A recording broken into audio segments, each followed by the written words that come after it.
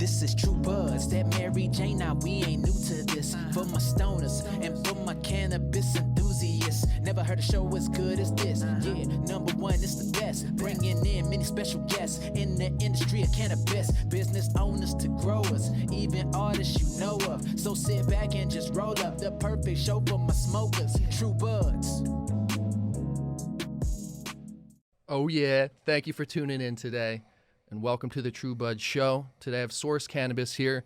We have COO and Master Grower Ali and CEO Atari on the show today. Their story and history speaks for itself. They're deep. They've been in the trenches. They know the game. They know what's going on. Source Cannabis, just pride themselves in quality bud. Their bud, like I said, speaks for itself. You guys do about 30 strains to perfection. 140 full-time employees on their roster there, and they live by the golden rule that I can get behind 110%, which is dope. We only cultivate cannabis we would consume ourselves. I love that, guys. That's really dope. Absolutely. Thank you. Yeah. It's nice to be here. It's great to have you. Yeah. So tell me a little something about yourselves, guys. Would you like to start? Yeah, I'm the CEO, co-founder of this company. Basically, I was on the East Coast, and I got into cannabis, smoked it, loved it, kind of started dealing, and felt that it was very, I don't really like authority, but I really despise unethical authority. And for me, the laws were very archaic. If you could go fight in a war, why can't you smoke weed? And so it was my way of kind of, righteously rebelling by selling marijuana in a very conservative area. I got in trouble for it, big trouble. But I kept fighting, and just felt it was immoral, and wanted to rebel and kept going for it. And then I wanted the best cannabis, so I moved out to California, and through a lot of homework by smoking a lot, I found that there were certain growers that grew in a way that was just superior to anyone else. And wanted to take the risk. It was very risky at that time. We had a lot of problems with robberies, burglaries, a lot of criminals, a lot of, oppressive laws locally, statewide, with the DEA, and so we, lost a lot of sleep, but wanted to keep fighting because I just thought it was very, very unethical. I didn't understand it. So I found out that these growers had a certain style of growing, and they were mostly from up north. LA at that time, although people always brag about how great their pot is, I never felt that LA really had the best product out there. Most of the best product really came up from the north. So I met Ali and some of his proteges, and decided that that's the kind of the group that I wanted to, be a part of. And I was good in business, and they were excellent growers, and Ali led them. And him and I, after years of just doing business, became business partners, and we had the same vision. We actually became very close friends, and we had a lot of similarities. We all liked, MMA, and we liked certain things. So it was easy to become friends. And then we loved smoking good cannabis, and they grew the best. And since then, I've never smoked. I'm not trying to disrespect anybody else, but it's very important for me to smoke clean, functional, high-end cannabis. And they have a way of doing it. And I've learned to grow. I'm not a master grower, but I know how to grow. And I like the style. It was about, the ethics of growing. And we decided to not use certain chemicals and certain things that made it dangerous to smoke. We wanted something that even when we were on the underground, if we sold it even on the black market, that we're going to sell something that we would consume ourselves. And we went with it and decided that, with my marketing background, the way I knew how to sell and the way he knew how to grow, that there was some magic there, like being on the Bulls team. During the 90s, we knew we could win, and we basically are doing very well now. Our brand there's a waiting list for it. We can't produce enough. It's climbing up the charts, and we're very proud and humbled at the same time to be doing this well. But we kind of had an idea that there's a demand for high-end cannabis, so that's my story. That's an awesome story, and that's awesome how you guys connected on that level and have created something really dope. Now, Ali, tell me a little bit about your story being up north and kind of your inspiration and how you kind of, maybe some of your methods too, and just what you do with your growing. Certainly. So currently I'm Chief Operations Officer of Source Cannabis, and assume the role of master grower, lead grower for the company, as we use my growing system. Originally, I'm from the San Francisco Bay Area. Moved to LA about 8 years ago, growing, and I've been smoking cannabis for almost 30 years. Growing up in the Bay Area, I was exposed to a lot of high quality cannabis from the very get-go. Besides the growers that were there in the Bay Area proper, you had folks from Mendocino and Humboldt and the whole Emerald Triangle up there sending weed down to the Bay Area. So I was exposed to mostly soil-grown cannabis. I do like hydroponic cannabis too, but I always revert back to soil-grown. I prefer soil-grown. After something like, 13, 14, 15 years of smoking, I had a close friend who was a fantastic organic grower. He grew in soil indoors. He convinced me and my roommate at the time, who is now also a master grower with Source Cannabis, he convinced us back then that if the money that we were spending with him buying ounces and QPs all the time, if we put that towards a power bill and put up lights in our home and started growing weed at home, that we would have more than enough to smoke ourselves and then some left over to sell, right? Not much, because it was a really small grow, but we decided to go for it, right? So I wanted quality control over my own smoke because I ingest it every day, right? When you buy from out there, you don't necessarily know what you're getting. So we decided to start growing. In addition to that, we were in our 20s back then and sort of ideological. Our company now has a mission statement of transforming the world by elevating the human experience. So back then we were very ideological, and we believed, hey, if we grow the proper cannabis and share it with the right people and put it in the right hands, we're going to actually transform people's inner experience. They're going to feel elevated, and somehow their life is going to improve as a result. So we decided to go for it. And it took many, many years to dial in the growing skills. But along the way, every time I would, sell a pound to a medical cannabis dispensary or share some with family and friends, the feedback was, hey, your cannabis is different. It has a different vibration or a different frequency, so to speak. And I feel elevated, or I feel like my life has changed. I feel like I'm transforming for the better. It was very, very rarely that I would hear, oh, your pot makes me paranoid, or depressed. The people who would say that had a natural orientation towards that kind of state of being. And cannabis is not for everybody. But for the people it is for, the cannabis that I grew from the very beginning always got very positive compliments.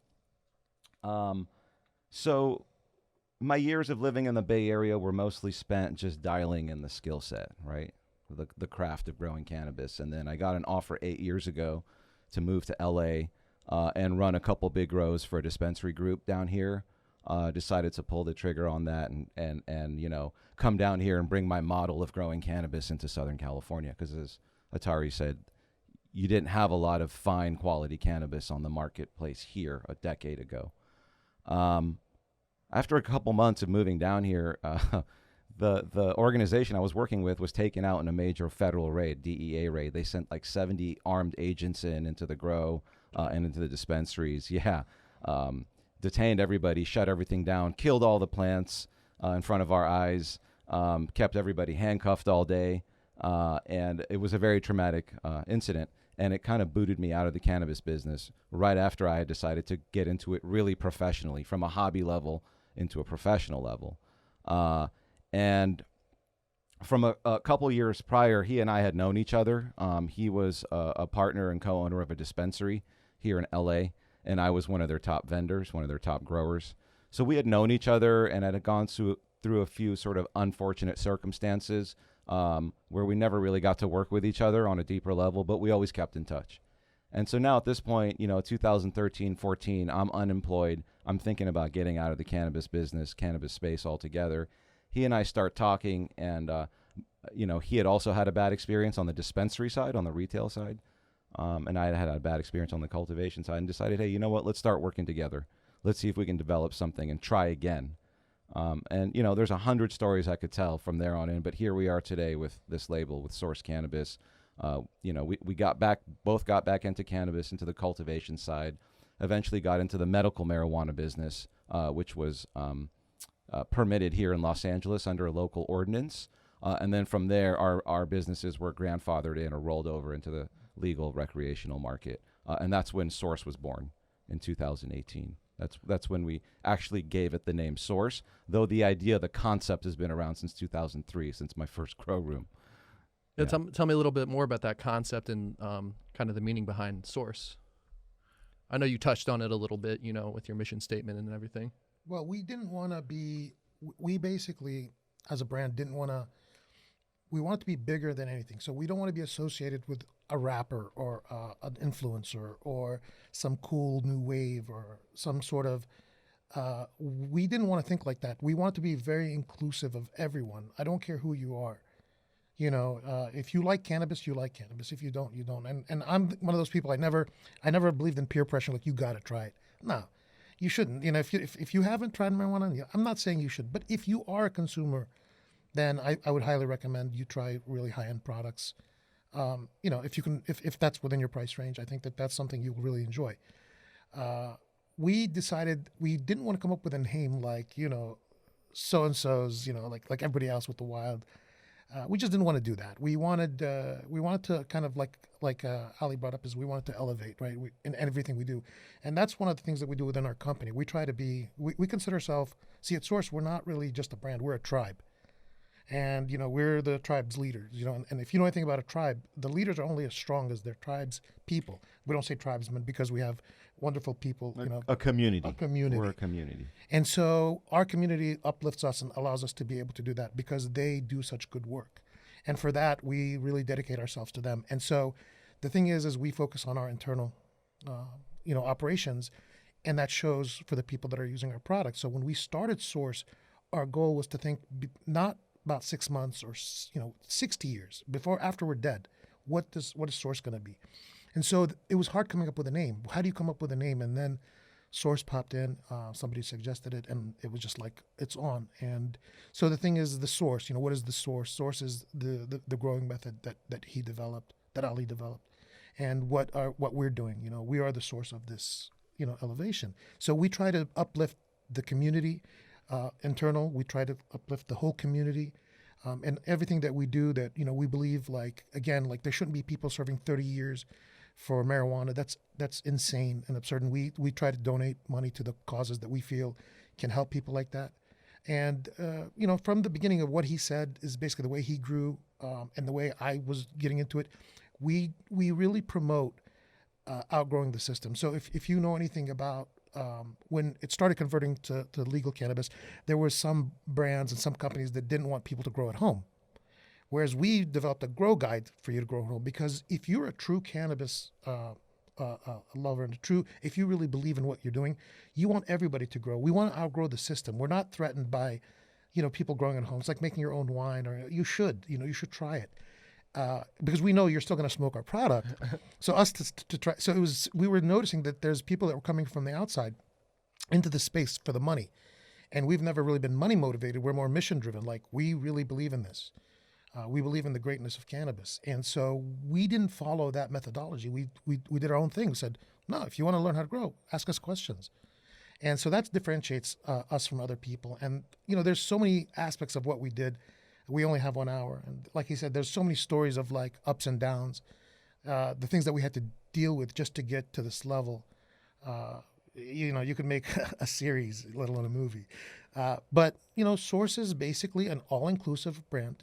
Whoever you are, if you're an 80-year-old lady, if you're a 25-year-old male, or whoever you are, we're here for you. We don't really associate with any one person, any one group, any one fad. We are just we're elevating ourselves above that, but we want to elevate everyone with us. That's awesome, building that community like you're mentioning, the tribe. Yeah. That's awesome, man. Yeah, it's showing because you can't, cannabis is not like, we were talking earlier, it's not like making a plastic bottle. This is a living thing, so you need people to take care. If they're not happy, they're not going to take care of the plants. And then the experience that the end user has is not going to be as functional, as nice, as clean. So we need our people, and they know we need them, and they need us. So it's this wonderful relationship where there's a lot of respect between us. And we just introduced our health insurance plan. with life insurance, dental, vision. And the lady that handled our insurance, we're paying 95%. And she said that she'd never heard of that before. And the thing is no, we actually care about these people. Like, these are the people that we see. I love going to work.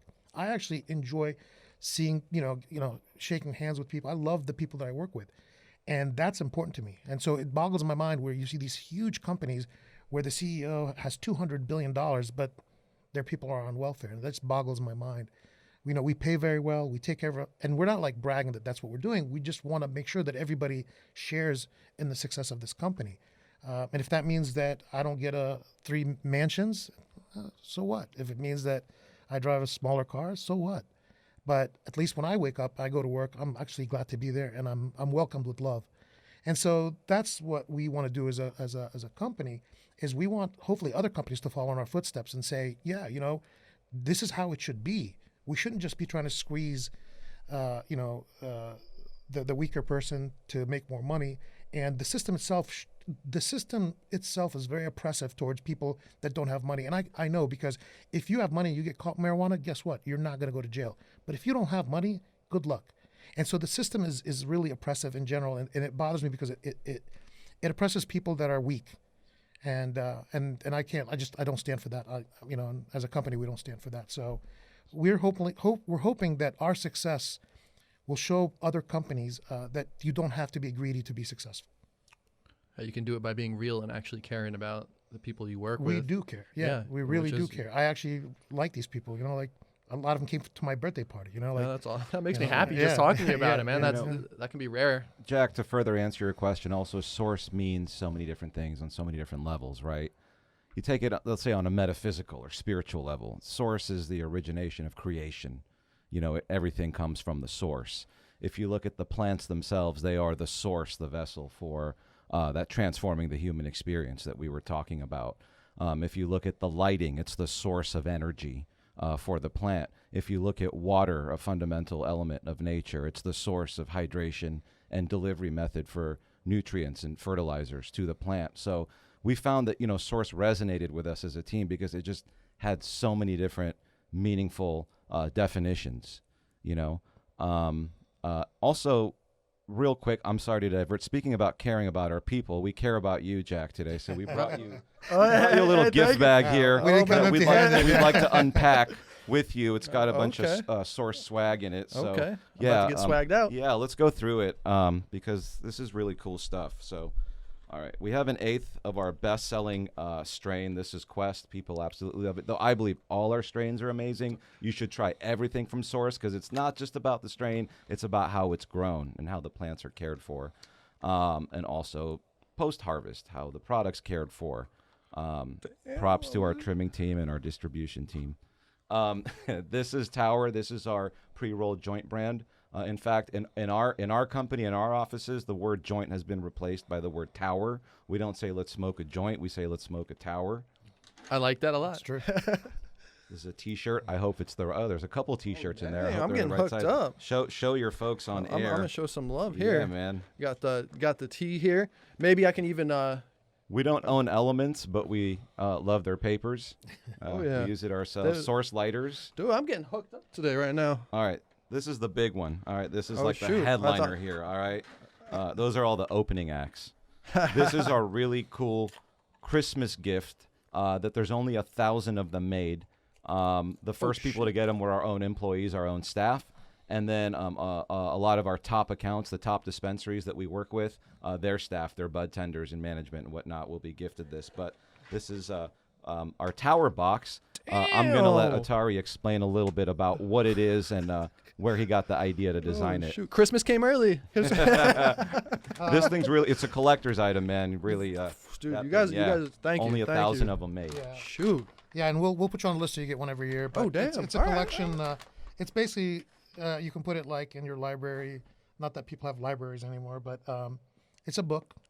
So, it looks like a book, and this is volume 2. Last year we started it.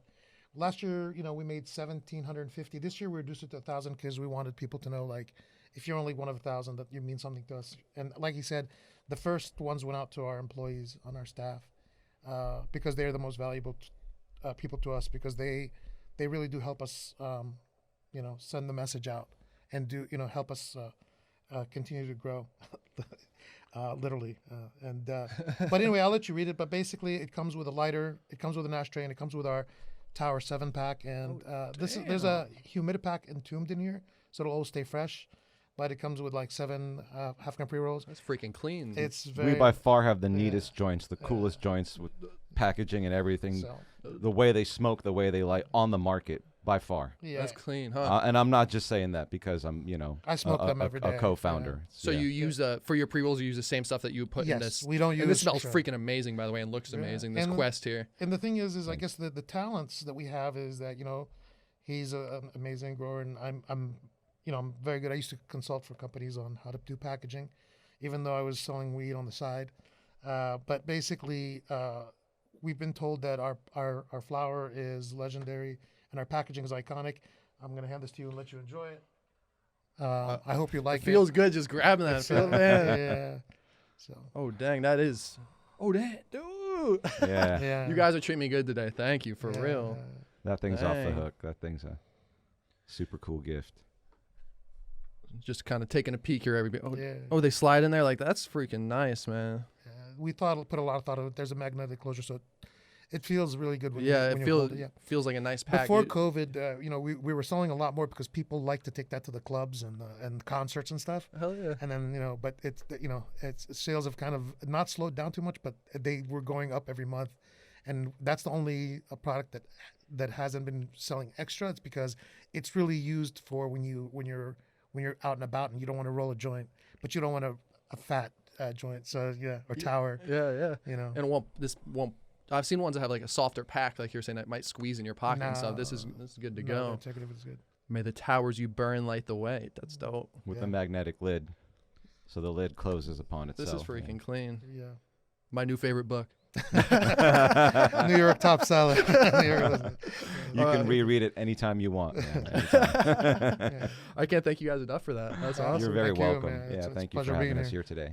Yeah. And this Quest here, so you said this is kind of like the flagship product. They're all great. People are actually starting to kind of counter, like there's brands that are coming out with Quest, and it's not the same Quest. But we kind of are flattered because we always said that the minute people start copying you, it's actually it's very flattering because like fake Louis Vuittons, So there's a lot of fake Quest out there, if you'll say. But we really, like I say, we believe in like let the consumer decide. Let them smoke everybody else's and smoke ours, and we can't keep that on the shelf. As a matter of fact, we can produce as much as we want, but we'll just never produce enough because it flies off the shelf. People are buying it in droves because they're worried that they won't get it.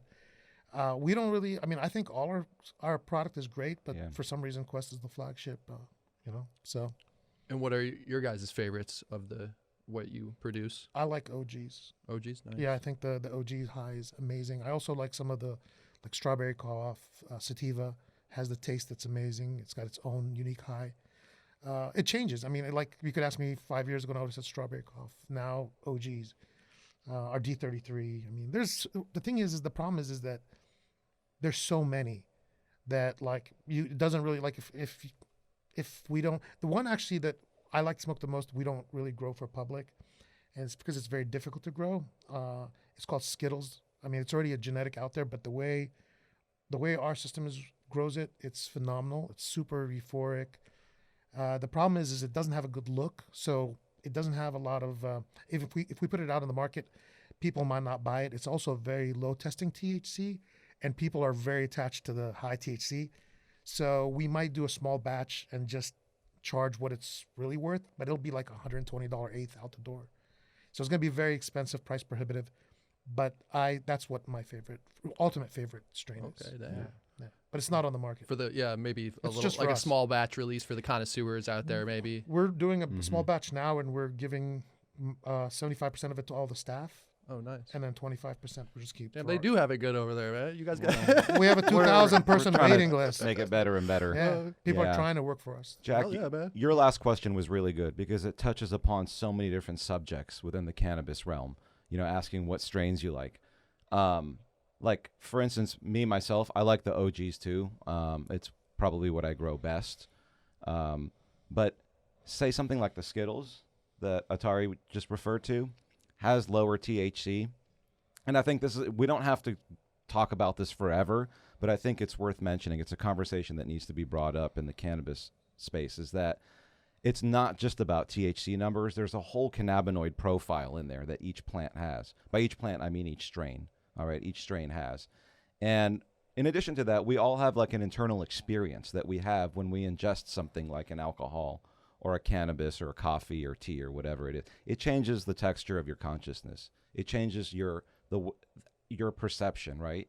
And how you're aware of things. And so I'm hoping that one day in the future, there will be a resurgence or a renaissance of strains that maybe have a little bit less THC, but have something else to offer, like our Skittles. It's lower THC and it's not pretty. Now, the Skittles strain was developed more for concentrates, for dabbing, because the taste is just unreal. So it's not the prettiest flower. But even the flower, the dry flower for smoke, before it gets turned into concentrate, is amazing. And so one day there'll be a resurgence of strains like this that are perhaps lower in THC or not as pretty. You know, they might not turn purple or have that white look that the Quest has, but they make up for it. They provide value to the user in some other way. And terpenes as well. And I feel like that you guys are at the forefront of that, and thank you for coming on today to help educate and sure. talk about more, because it just needs to be a conversation, right? Like we're having now. I like to make this analogy, the equivalent of what's going on in the cannabis market, and it's okay because it's still a young market. It's a new market. Is as if you walk into like a liquor store and you just go right for that 40 proof or whatever it is liquor because you think that you're getting the most for your dollar. But the reality is we all drink a beer or a wine or eat. I know I'm not drinking whiskey and tequila every time I want an alcoholic beverage, right? So right now in the cannabis space, when everybody's going for that 30% THC, that's the equivalent of what they're doing. And like I said, one day there'll be a resurgence of the beers and the wine, so to speak, something that offers a different experience that's not just about the THC number. One of the lowest testing strains that we ever grew was Master Kush. And it was like 8%. 8%. Like you have to understand, is if it goes below 20%, no one will buy it. So 8%, like that means absolutely there's no market for it. But I took 2 bong hits of that, and I couldn't speak for an hour, and in a good way. It wasn't like I couldn't speak. It's like I didn't want to speak, and I was in such a good mood that I could feel the breeze hitting my face. It was just amazing, but there's no market for it. But I would love to smoke that, but there's no market for it. And I'm like Ali says, we as a company are hoping one day that we can have enough of a following where we can introduce lower testing strains. And there's the connoisseurs are like that. Like I would consider myself a connoisseur, and there's more people I would say in the Bay Area that are connoisseur smokers. But they don't look at, if you're looking at just the THC, then get extracts, get bubble hash, and that's got more THC than anything else. You want the whole, like our cannabis always tests in the top 1% of terpenes. That says something because we grow in soil. For example, strawberry coffee, I mentioned it earlier, has 7 times the myrcene levels that the other stuff we grow, but it has a completely unique high. If you smoke it in the afternoon, you start seeing different colors. So, and it's very popular, and we grow that strain, although it's a low yielder, it's very difficult to grow, and it sells out immediately because people love it.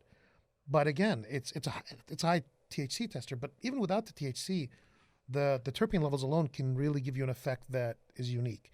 So I'm hoping, and we're hoping, that the market will mature and understand that just because, I can give you some really terrible cannabis that tests 32%. So it really has no meaning. We grow and sell the higher testing THCs because that's what the market demands, and we need to get our product out there. We're hoping that in 5 years that we will have such a big following that we could say, try this. And I guarantee you most people will be very, very happy and impressed. Skittles, like I say, is phenomenal. And I will also say that Skittles is very medicinal. And so we're doing testing to introduce a medicinal line that has no bearing on the THC. Because when I say it's medicinal, I was getting a procedure done and I had to take all these medicines, liquids. And I was on the level of nausea. I don't mind if my foot hurts or my shoulder hurts, but nausea and headache pissed me off more than anything else in the world. And I was at level 9 on the 1 to 10 scale of nausea. And I was about to cancel the procedure at 2 a.m. I was going to just email them saying, I'm not coming in. And I remembered we had Skittles, and I rolled a fat joint. I'll say it's not a tower, it's a joint because I hand rolled it. And I smoked it. And within 5 minutes, nausea was gone, and I was hungry. And so I realized that was really medicinal. And so if we can get people to understand that, then we can have a different discussion than we have now, which is like you hear them come in, what's the hardest hitting thing you got? And it's like, that's exactly like going into a liquor store and just getting grain alcohol. Great, you're gonna get drunk, but where's the taste, the effect, like the wine gives you?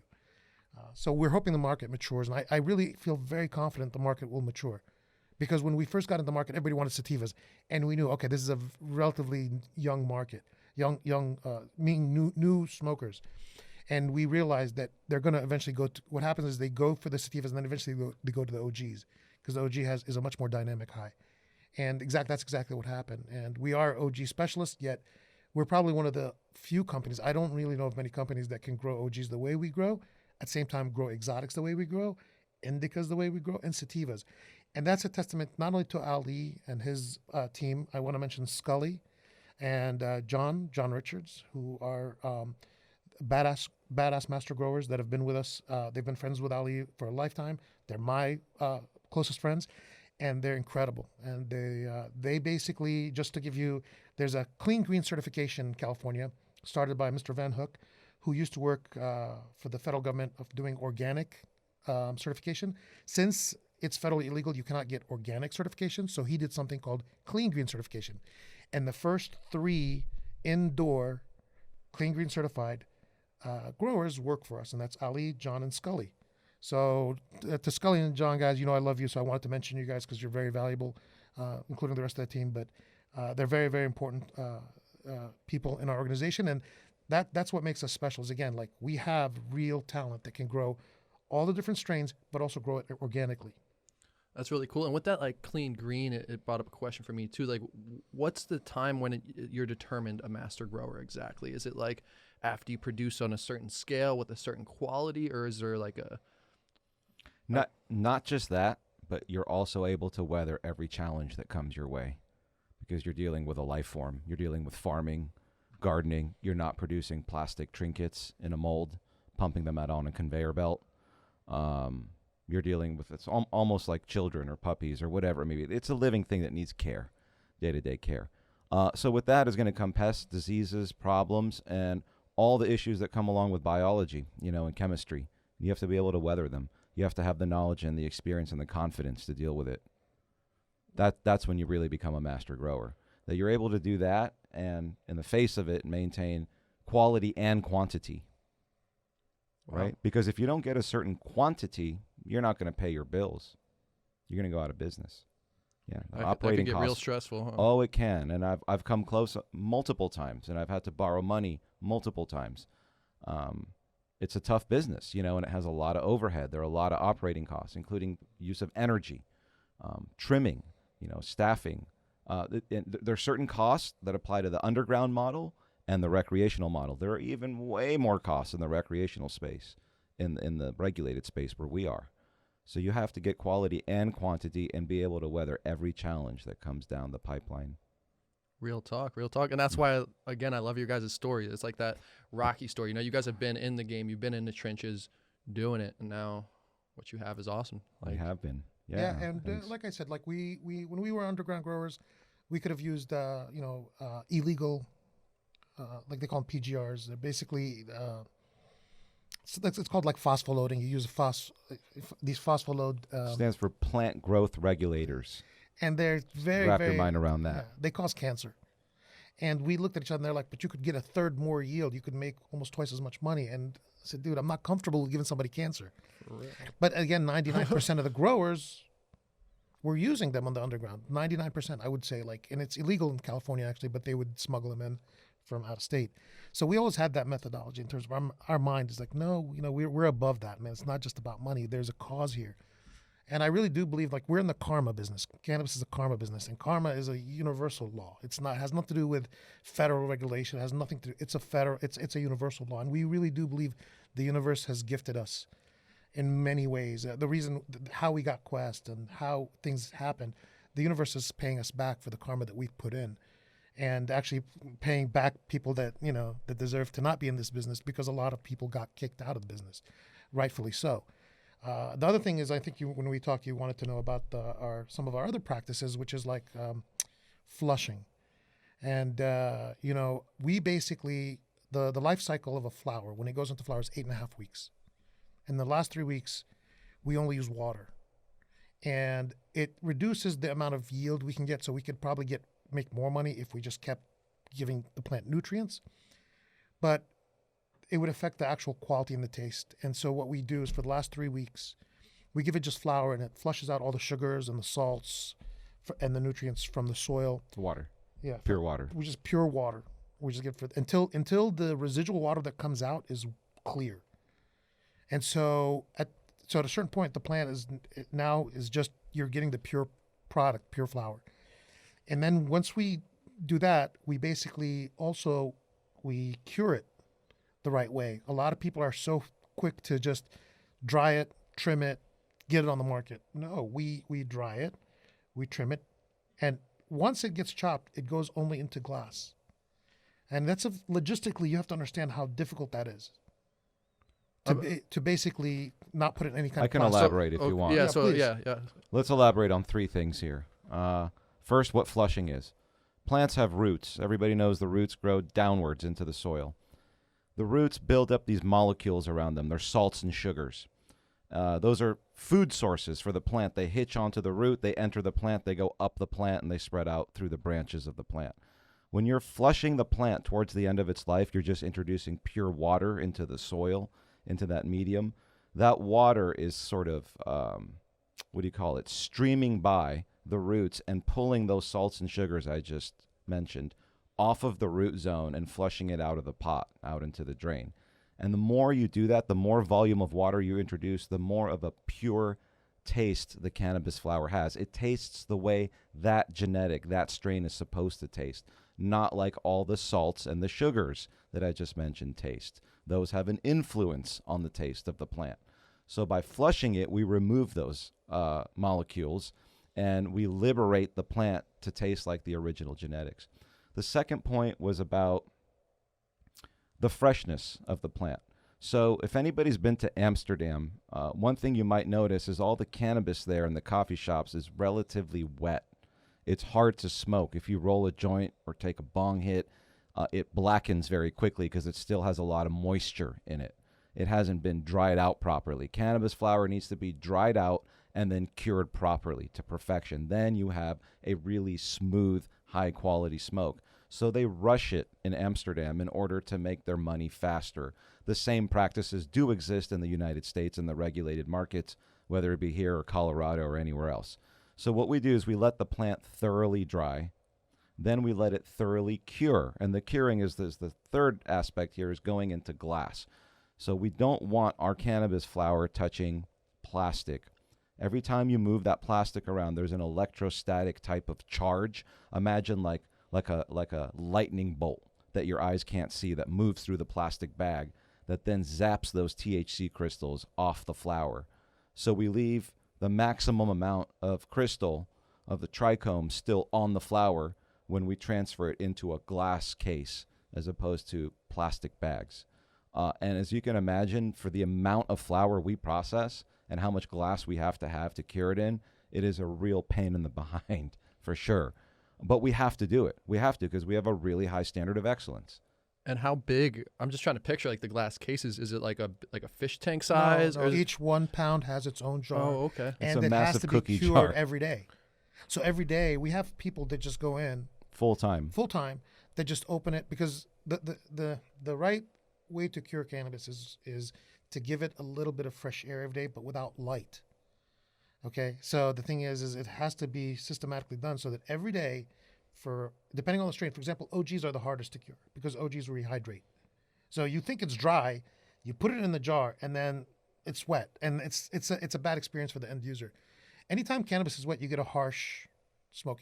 If you want to know if it's good cannabis, if it's harsh in your throat, that's bad. If you start coughing from your lungs, that's good because it's expanding in your lungs. there's a difference. I can tell when I smoke something and I'm like, wow, it's in my lungs. But if it's in my throat, that means it's not basically, it hasn't been cured really well. So, Or flushed well. or flushed well. It's possible both are a problem. It's really, and it's constantly teaching people. And basically, again, that's why we say the tribe, the community, it's valuable that these people care. And these people do it passionately. And that's so important because you don't want somebody just doing it because you told them to, right? They actually come up with ideas and teach us. And so we're humbled. We're humbled from, we have people in our distro that come up with ideas that save the company money. We have people in retail that, are amazing that we've been working with that help us. And we're mainly cultivators, but even in the cultivation space, the curing space, people come and give us ideas.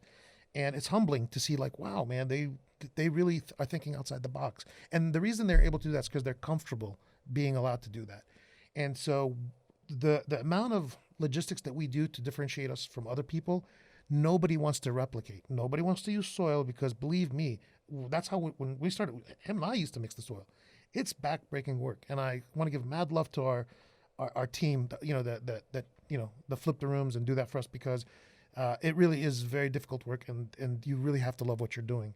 It's very difficult work to deal with soil. Logistically, it's difficult to deal with soil. Logistically, it's difficult to deal with glass. Glass jar breaks, you lose the pound. You know what I mean? So everything is so logistically difficult that nobody wants to replicate it because they want the easy route. We've taken the way more difficult route, and it's not as profitable, but at the end of the day, it is more profitable because we're always selling. And so when there's like dips, like right now, we that in the fall, it's the outdoor season comes in, they call it the flood. And then in the summer, it's called the drought. We don't have those highs and lows as much anymore because, people buy the brand and therefore the grow is able to consistently survive even through tough times because the product is sold. So it's almost like making sure you do your homework before a test. You're going to pass. Nobody wants to do the homework. Nobody wants to do the difficult. It's like working out or anything else, right? Nobody wants to work out. Nobody wants to train self-defense because, to be a fighter. But if you get hit on the street, now you can defend yourself, right? And so that's the thing as a company. We feel like we're taking long-term investments in our people, in our product, in our brand, in everything we do. And even like he mentioned to you, we're doing a new clothing line. We're starting it very light, but we've decided to stop using disposable fashion. So all our products will be made in the U.S. It's a higher caliber product, but it's the kind of piece that you would wear that you would actually buy from a store. So therefore, you won't just toss it on the side. So we're thinking on multiple levels on how we can, also how we can take people that basically in normal situations wouldn't really thrive in this economy, right? Or in the United States, because most of the manufacturing jobs have been shipped overseas.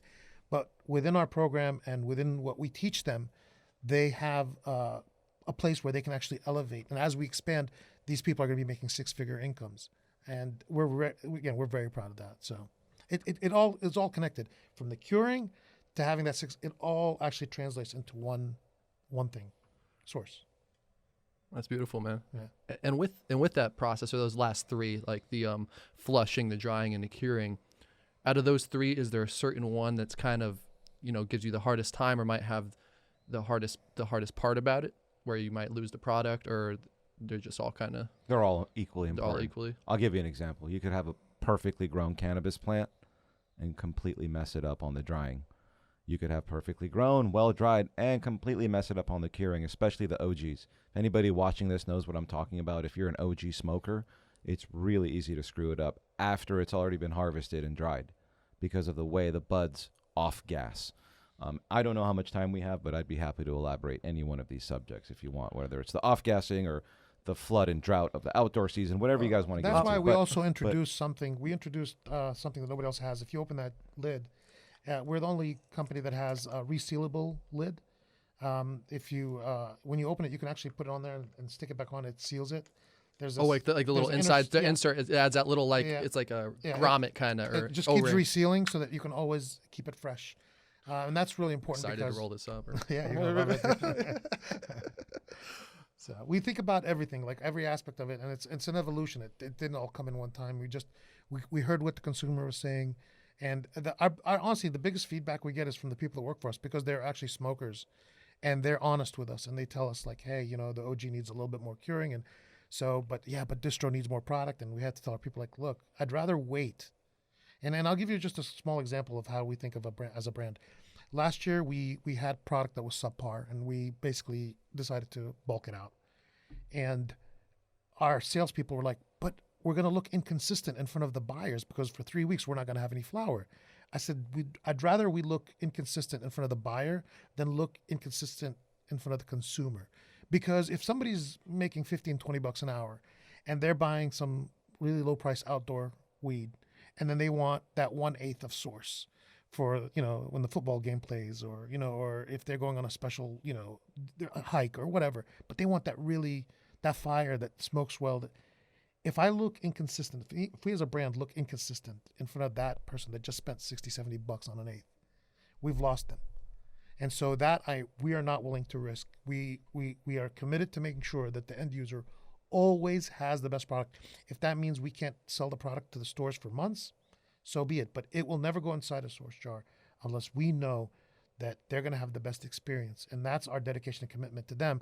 If they're going to spend their hard-earned dollars on our product, we're going to give them the value. And our product is actually, it is a true value compared to everybody else that's out there. There's a lot of hype brands. There's a lot of hype product. We want value. We bring basically quality to mass growth. You know, I can tell right now, man. This is looking, smelling like it right here. Yeah, it's very good. We're very proud of it.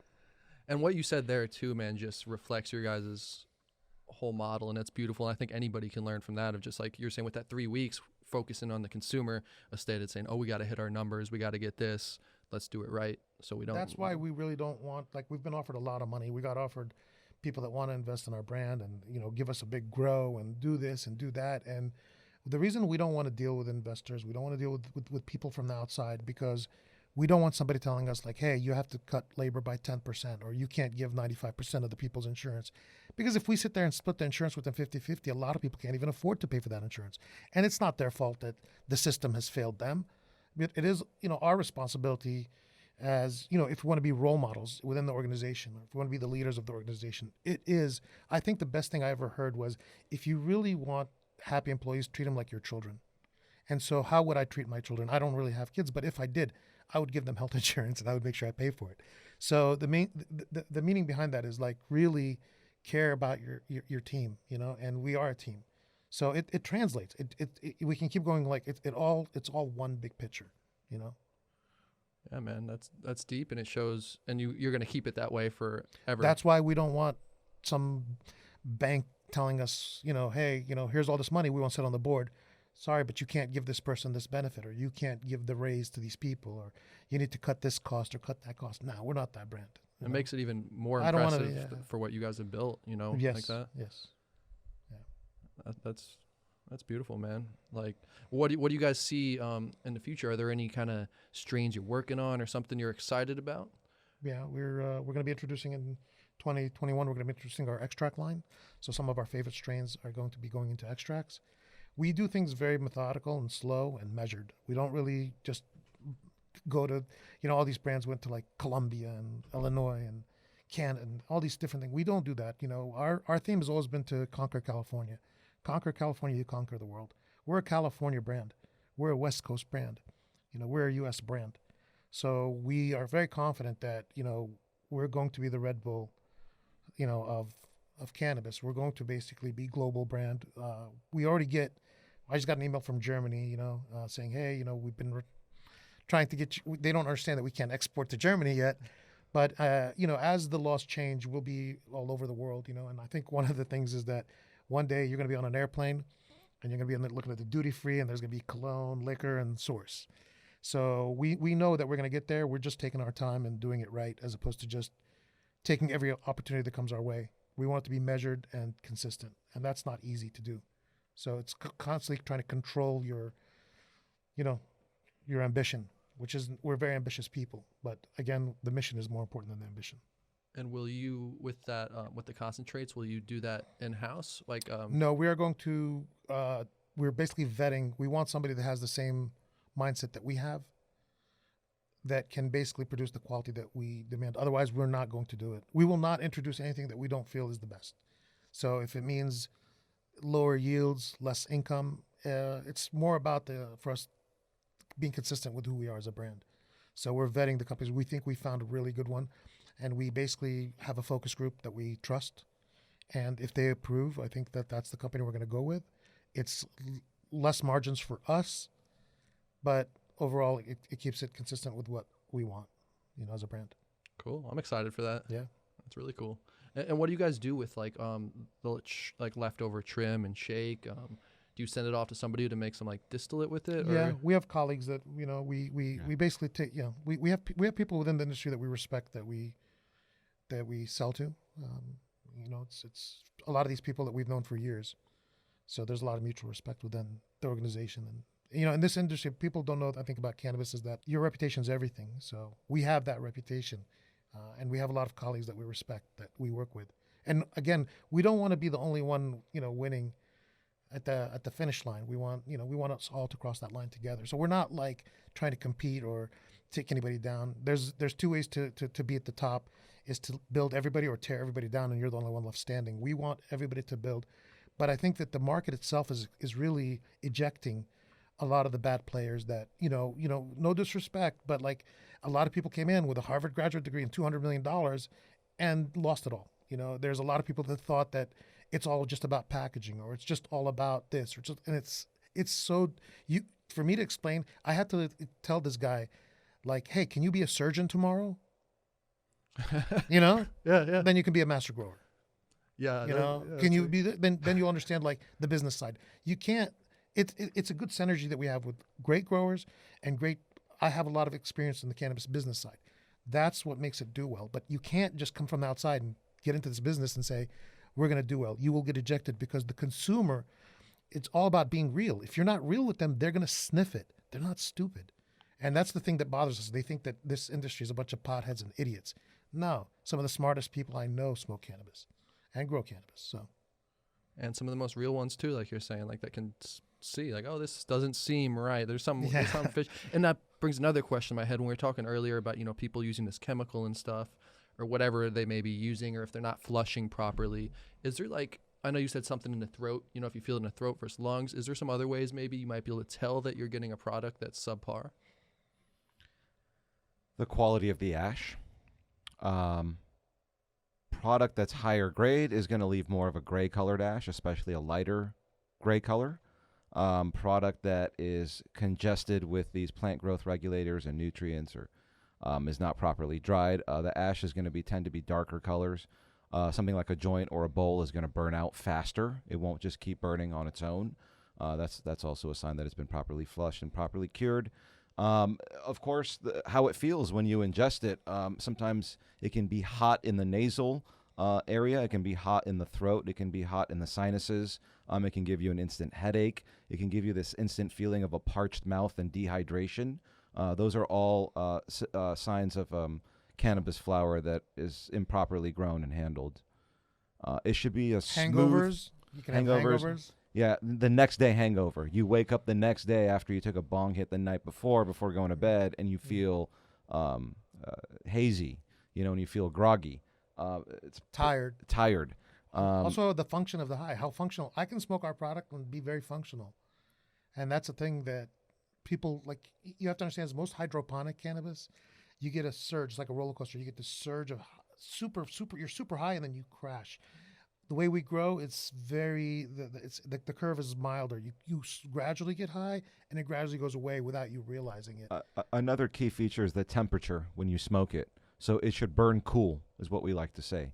So when you take a hit of cannabis that's been well flushed, properly dried and cured, the hit doesn't feel as hot when it hits your mouth and your nose. Yeah. Yeah, I know that feeling like you're talking about. Even in the lip, sometimes it could be like that. It can. Hot. It can even That's burn right. your lip. That's Yeah. right. Yep. And when you said like the hangover, it made me think of taking edibles and having like a weed hangover. What are your guys' thoughts on edibles? I think we would probably introduce it in the next couple of years in a small dose format. But I don't have anything. I don't use edibles myself. I've had the best experience of my life on an edible and the worst experience of my life on an edible. So everyone's different. I don't have any really, thought on edibles that much. There's a lot of good brands out there. I think you have better probably brands out there that do edibles than you do have marijuana flower, in my opinion. Mm-hmm. Yeah, I would agree with you there. Yeah. Just from consuming other brands' edibles, Well, it's because more I love controlled, edibles. Yeah. And it's a little bit more systematic. Yeah, huh? Yeah. Interesting. But, along the lines of our dialogue about not leaving anybody out, Source is all inclusive. We're for anybody who enjoys our products. Down the road we'll look into an edible line, certainly, because why not, right? There are some people that prefer it over smoking or vaping, and we have a very high grade flower, so yeah, why not make edibles someday? Yeah. If it ain't broke, don't fix it. That's right. Right. This is beautiful. And this here, everybody listen, you got to come on and watch this. I'll even get a shot after, some close-ups of this stuff so you can see the Tower book here. My reading for tonight. It's supposed to be for on the go. So if you go to the beach, you can take it with you and you have the ashtray, you have the lighter, and you have the joint. Jack, there's a lot of knowledge in there. Get enlightened tonight. I'm about to, man. Yeah.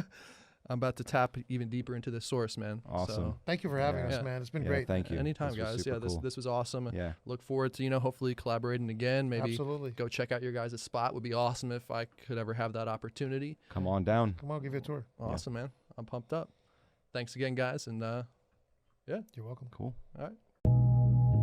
This is True Buds, that Mary Jane. Now we ain't new to this. For my stoners and for my cannabis enthusiasts, never heard a show as good as this. Yeah, number one, it's the best. Bringing in many special guests in the industry of cannabis. Business owners to growers, even artists you know of. So sit back and just roll up the perfect show for my smokers. True Buds.